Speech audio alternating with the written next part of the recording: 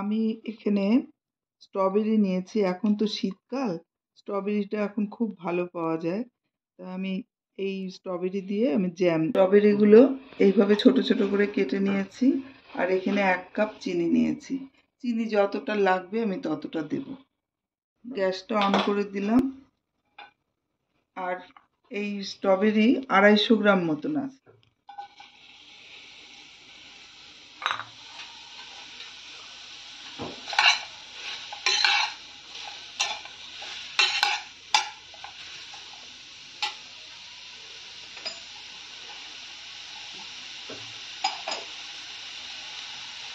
One fourth চামচ আমি নুন দিলাম।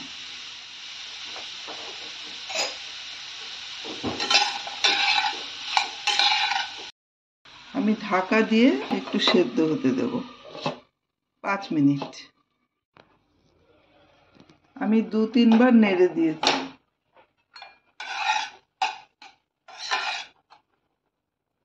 এরকম হয়েছে। এবার আমি ম্যাশার দিয়ে একটু ম্যাশ করে দিচ্ছি।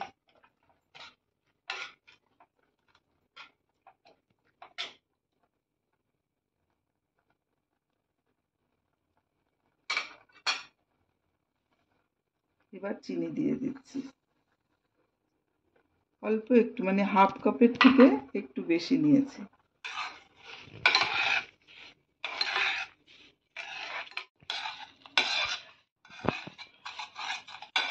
এটা রান্না করতে 15 মিনিট লাগলো কম আছে। এবার আমি গ্যাস করে দিলাম।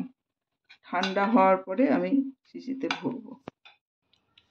ঠান্ডা হয়ে গেছে, এবার আমি ভরবো।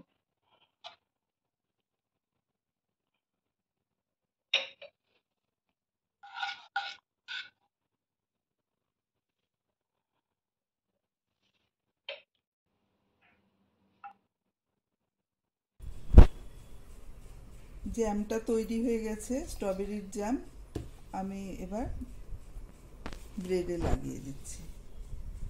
দেখুন রংটা কীরকম হয়েছে, কোনো কালার দিইনি, এসেন্স কোনো ইউজ করিনি বাইরের।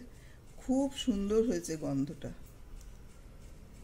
আর হাতে বানানো জিনিস খাওয়ারই মজা আলাদা।